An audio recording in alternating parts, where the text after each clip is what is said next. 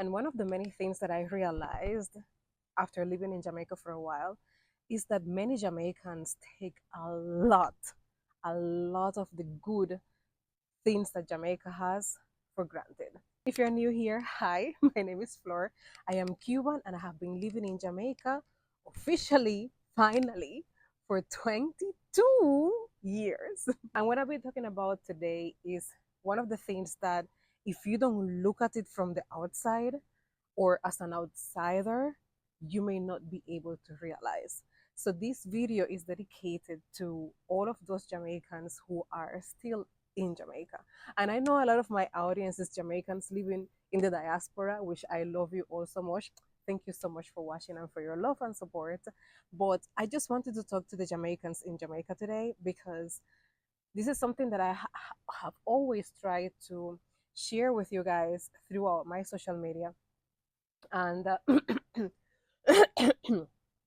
sorry, guys, I am in Kingston right now, and the change from the Portland clean air to the Kingston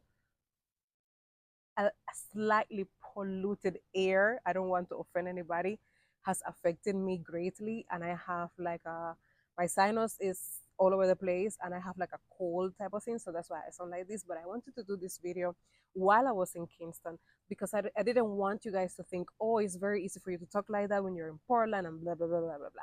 I am in Kingston, in St. Andrew right now in my backyard. And I'm going to be showing you while I'll talk in a little while why I picked this little spot in my backyard in St. Andrew, in rural St. Andrew, where I am. So I wanted to talk to the Jamaicans living in Jamaica today and right now. And I didn't want to put up this video. I didn't want to wait to dress up and do my makeup or anything like that. The only thing I did was to put a flower in my ear because this flower just fell from the tree and it's so beautiful and it smells so good. Okay, don't worry about my skin. I am working on it. It's under treatment. It will soon look better. Nothing wrong with me. It's just I suffer from adult acne, as you know, and it soon go away. So don't worry about it. I don't need any recommendations for my acne. This video is just to talk about Jamaica and all the beautiful things that Jamaica has to offer that Jamaicans take for granted. It's my opinion, it's my views as a expat, as somebody from another country living in Jamaica. One of the biggest examples of the things that Jamaicans take for granted and not appreciate is nature, and is how fruitful Jamaican land is. And if you have any little knowledge of plants and bushes, you can realize that I am sitting right in front of a callaloo plant. You know, look how pretty it look. Ooh! I am sitting right in front of a callaloo plant.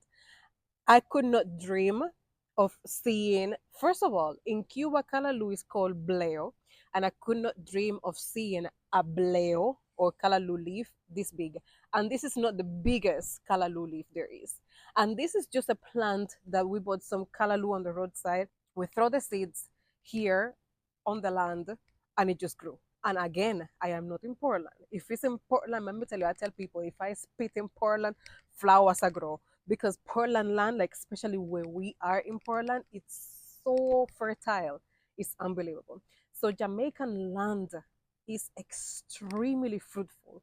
The soil that I'm sitting on right now, the dirt in Jamaica, anything you drop in your store, any little thing you drop in your store, it'll go grow food. Yes, I'm not saying that you're gonna be able to live off the supermarket your entire life, but you can grow little things in your yard that will supplement and help your daily lifestyle. Okay, like for example, I do not have to go on the roadside and buy June plum. I have several trees of June plum in my yard. I have guava. I don't have to buy jelly when I'm in Kingston because I have several coconut trees in the yard where we get the coconut water from and we get the jelly from. I don't have to buy aloe vera. I have aloe vera plant. And I am about to show you in a little while as I take you around here. And it's not in the best conditions ever. I'm going to show you all the different things that I have in this little patch right here. And I don't have acreage. This is Kingston again. It's just to be smart and utilize the little land that you have around your yard smartly and planting fruits and food instead of bush that you can't eat and it's just for sure. Like this a flowers here, can't do nothing with this a flowers here. Can't do nothing with it, can't eat it, can't eat. Some flowers you can eat, but you can't eat this a flower here. You see in Cuba now, that could have never happened. The soil is not as fertile. And then if you get something to grow, other um the insect them are go eat it, or it's not going to be as luscious, as green, as big and sweet, as juicy as the fruits and the produce that grows here in Jamaica. So the land quality, the soil quality, this is one of the biggest things for me that Jamaicans take for granted and they don't take full advantage of. And then I hear in the news that, oh, Jamaicans have food insecurity. And I'm like, food insecurity? When uno half mango drop from tree, breadfruit a drop from tree, you even pass place where ackee drop from tree. Uno literally a food a fall from the sky. Sometimes in Kiwa you have to walk miles to get a little mango. I'm not saying that you feel live on a mango, you know. I am not saying that. But is just to show you that the land in Jamaica is very fertile and very fruitful. And if you're willing to have the patience and put the little work, it don't even require no work. Sometimes you just dash the seed this and the thing just a grow. So that for me was one of the biggest things that people here take for granted that can give you a better lifestyle because you will live healthier living from the land, knowing exactly where your food comes from. And it's also very mentally healthy for you to know that you're working in your garden and you're seeing this produce work grow, and then you're consuming it, and you know exactly that it's not pesticides in there, that is just naturally and healthily grown. So let me know in the comments, what do you think about my point of view when it comes to how Jamaicans take the land and the fruitful of the land for granted, and how it is not being utilized to its full potential. It's very funny to me that our property in Portland has gained a lot of popularity through my social media exposure, and I get tons of DMs asking me, how did I get the land? How was I able to do that? Like, how do you do it? And it always blows my mind that it's not um common knowledge that you can just buy land. Like it was nothing special, it was no links or anything like that. And I'll tell you the story time. It was our anniversary and we were driving to the Trident for our anniversary, and my husband took a road that we have never been in, and he just wanted to surprise me that we were going to Trident. It was our very first time going to the Trident. So he took a route through Strawberry Hills, go down that route, and while we were driving to the Trident, we just fell in love with that area. We have never been there. We never drove through there. He didn't know what to expect. He just saw the road on the map, and we fell in love. So when we left the Trident, we said we have to drive back to Kingston on the same route to experience this place. And there were so many waterfalls, so many springs, the mountains, the clouds, the smell of the pine trees, the hummingbirds, the flowers. It was like being transported to another world while we were driving through Spring Hill. And we said, we have to find out if anybody is selling land here. At the time, we were in the market for land, and that was the first piece of land that we acquire, apart from this house that I'm filming this video from right now. So we stopped on the roadside, and there was this gentleman, and we asked him, do you know anybody selling land? And he said, well, I think I have an idea of somebody that wants to sell a land. And we said, well, if you put us in contact with this person, we will give you a tip if we get to purchase the land.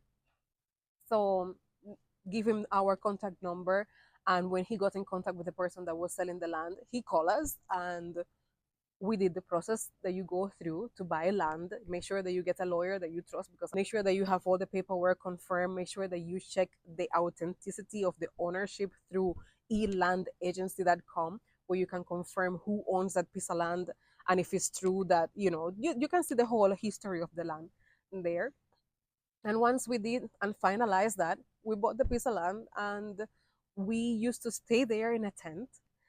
Every weekend, we used to carry a tent and stay there with the kids, and we enjoy the river and all of that. And one day we say, let us make it more comfortable and build a little tiny house with scrap that we have from one of the island aware locations that we had dismantled. We had a lot of wood and drywall put down inside an old truck, and we took all that scrap material and built the first cabin that we did. And our family used to bungle up in there in a queen size bed, and the kids used to sleep on the floor on hammocks or pull out beds.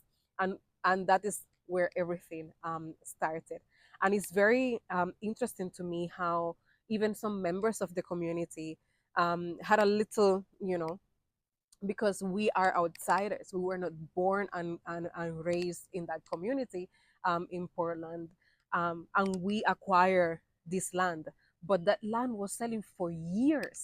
That land was for sale for years, and nobody had presented an interest in purchasing the land. Nobody saw the potential of the land. Nobody saw the value of the land. They took the land for granted. And it wasn't until an outsider came and took an interest and appreciate and saw the potential of the land and purchased the land and put the land to use that they did not realize the value of this piece of land in Portland. And now we were able to build more than one cabin and list them on Airbnb and share with our friends and our family and make a little income out of it. And it was a very good investment for future generations to come. And I really hope that you get to see throughout my content here. I have posted a couple of videos already where I show parts of the property. I hope that you get to enjoy, and I really hope that you get to visit. And if you're interested in visiting us, I'm going to be leaving, I never do this, but because I know you guys are going to ask me, I am going to be leaving the link in the description for the Airbnbs if you're interested in spending some time off grid, which, by the way, off grid means that you don't have any utilities, and we do not have any utilities. There is Wi-Fi provided by Starlink, but that's about it. It's off grid. You're still going to have internet, but we use the power of the sun for power, and rainwater for the water, and the spring water and all of that. It is a truly incredible experience. We have had so much positive feedback from guests that have stayed with us. I have feel rejuvenated and recharged and reset, and persons have come and written books, and couples have come and reconnected and have their anniversaries and have their honeymoons with us. And it's just a truly incredible going back to your roots, going back to the land experience. And if you are one of those Jamaicans in the diaspora watching my video and you want to get a starting point of whether or not you should come back to Jamaica, because I know a lot of uno tired the call and uno tired the stress and uno want come back at uno yard, I recommend that you stay in our cabins so that you can experience that, to see if the off-grid life is for you or not, if the country life is for you or not. Because one thing is to live in Kingston, and another thing is to live a bush, and it is completely different experience. So again, this is the biggest one. Things that Jamaicans take for granted that I wish they appreciated more, because it will improve Jamaicans' lifestyle. It would improve the Jamaican economy. It would improve our entire being inside and outside. We have the fertility of Jamaicans' land and bushland, country life and off-grid life, living just one with nature. So I'm gonna be taking you, before it gets darker, because it's almost nighttime here. I'm gonna be taking you around this little patch of land so you can see the different things that I have in the yard, just to give you idea, just to inspire you to have more edible things in your yard versus having bush you can do on with. Let's go. And I would like to start here with this pear tree. As you can see, it's full of flowers, and we have been trimming this tree for years now because it grows really tall, and then it just makes it very challenging to get the pears. This is the callaloo that I had, that I was sitting in front of, and this is one of many that we have eaten. This flower right here, this flower is actually antibiotic. It's antimicrobial, and it's good for whole heap of things. I always put this flower in my water and I boil tea with it. So if you see, majority of the flowers that I have are edible and medicinal. This right here, this bush, this vine that you see right here, this is passion fruit. This is the passion fruit flower. This smells incredible. This will bear your passion fruit, but if you have a lot, you can take the flower and boil it. And this is make tea with it. You can just make infusion, pour the hot water over it. And this is incredible for sleeping as well as the leaf. For bedtime, I love to make a tea with the passion fruit leaf and the mango leaf, and that puts you to bed like a baby. The same thing goes with hibiscus. I have hibiscus right back there. Right behind me, right here, I always forget which one is cocoa and which one is dachin. But them plant here are one of them.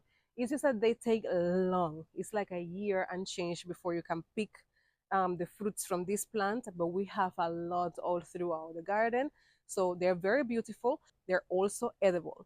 I heard of people who eat the leaf. I tried one time that that too itchy for me. That is not for me, none at all. So walking outside here, I'll show you.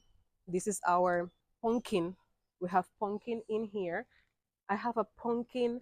I have a beautiful pumpkin down here that I want to show you. I have two pumpkins in the yard. At some point, I picked 9 pumpkins from this yard. Look at this beauty. Look at this. I'll show you my head and the pumpkin. This is a beautiful pumpkin that is just hanging from our guava tree. So this guava tree right here, I call it guavas and make guava. I can't say guava. I call it guavas and made juice with those guavas. Right here we have otiti apple. This tree has not, and as you can see, it also have a pumpkin vine going around it. This otiti apple tree has not bear otiti apples, but we use the otiti leaf. We use the otiti leaf and eat it because it's very filled with antioxidants. We also have lots of herbs, as you can see here. We have different varieties of mint and so on. And I have a bit of culantro down here, right here. And if you watch my cooking videos, you'll see that I use culantro a lot. And this is a key ingredient for Cuban food. And it's also very good. The culantro is called spirit weed in Jamaica. And it's very good for cold and flu. People boil it with garlic. Um, Inside this little patch right here, we fenced it because of the dogs, okay? So inside this little patch right here, you can see these sticks laying down like that. That is cassava. So my father has collected lots of cassava from here. It is so soft and nice. And I'll take you back inside the little patch because I want to show you that we have some corn planted here, and we usually have a lot of green beans, but now it's not green bean season. We have some Jamaican hot pepper, and this is Cuban pepper. And you're probably saying, what is the difference between Jamaican pepper and Cuban pepper? Well, the Cuban pepper, it looks just like a Scotch bonnet. Don't, oh, holy pa them drop down. It looked just like a Scotch bonnet. Don't. It looked just like a Scotch bonnet, but it's not. And I'll show you that it's not a Scotch bonnet.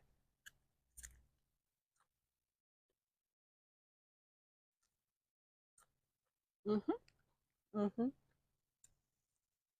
It just eats everything. Mm, mm, mm, mm, mm. In Cuba, we call this pepper cachucha. At least the area in Cuba where I come from, we call it cachucha. And this is a key ingredient for all the Cuban foods, especially if you're making black beans. You have to use ají cachucha. So we have these, all these trees right here that you see. This is the Cuban pepper, and we preserve it in vinegar, which is also a good ingredient for black beans. And we preserve them in, right now they're going through a rough patch because they have like, we went through a drought and my daddy was not watering the plants, but you see how they get black and they just drop off the tree. So We have this right here, which is a very good ingredient for everything. And you can see where right here the land was being prepared to plant. My husband wanted to plant some pak choi in there. This is a variety of scallion right here. We did have scallion, but it's finished now. And again, this is the, and you can see I throw a jackfruit right here to see if we can get some trees from that. And this is the cassava that I was telling you about. And plants like this is also medicinal. We have a young pear tree, and this is the hibiscus that you can just do your hibiscus infusion and it will put you to sleep like a baby. This is just pretty bush. No, no, that can't eat. You can't do nothing with that. So in a nutshell, we have our mamey tree up there. We have moringa, which is very key for your health, as well as the soursop tree right here that has not bear because the climate up here is very cool, but we do use the leaves to make tea because it's very good for preventing cancer and a variety of other things. And before I leave the patch, I want to show you the other pumpkin. Look at this pumpkin. Look at that. Two pumpkins. Now the pumpkin you can get, so because we're vegetarians, we use pumpkin for everything. And I even make mac and cheese with pumpkin. And I utilize all the seeds. I roast all the seeds for my father, and he takes them every day for his prostate health. And by the ladder, you can tell that we have been picking jelly from this tree.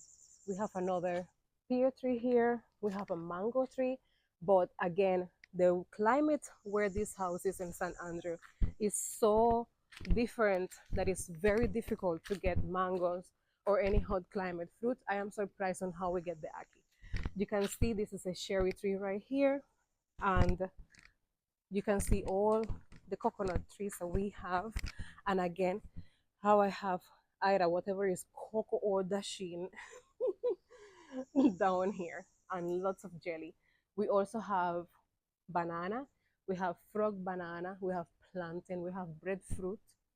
And this is the second section of the yard, which is elevated compared to down there. As you can see, we have more june plum, more pear, cocoa or dasheen, whatever it is. You have all the banana plants in there, more hibiscus, and we have a lime tree here as well. We have this lime tree, and we have this otiti apple that does bear otitis. And as a matter of fact, I see one right here. Mm-mm. Yes, actually, you can see the frog banana from here. And I know a lot of people don't like this type of banana, but for me, it's the best for eating fried and also for making banana bread. The best banana bread you ever make in your life will be with the frog banana. Down below, we have this jumbo leaf 5-finger carambola tree that is not in season right now, but we do blend it and save the pulp to make juice in between seasons. And this is the entrance of the house where I have more lime trees, and I have the passion fruit, which if you don't know what a passion fruit is, that is a passion fruit. And this is an excellent food, excellent, excellent food. And as I said, you can also use the vine for making your tea for sleeping. This is one of our many june plum trees where we get all the juice from. And I have a ton of French mint or oregano, how we call it in Cuba, which is very good for flus, antibiotics, and for so many things. And this is our ackee tree. This is one of two. We have one inside and one outside of the yard. And I make many breakfasts out of this little tiny. I'll show you how big it is. This is a tiny, hold on, tiny ackee tree right here. Tiny ackee tree. The best part of all is having access to so many coconuts because we can use it as jelly, which is drinking coconut water. And also when they dry up, we can use it for coconut milk. And just so that you have a perspective of how tall the June plum tree is. This is how tall the June plum tree is. It's very tiny. It's a dwarf one, and it has been bearing for years now. Years. And I know many people are going to be, oh, them June plum there. But let me tell you, I peel it and I make a delicious juice.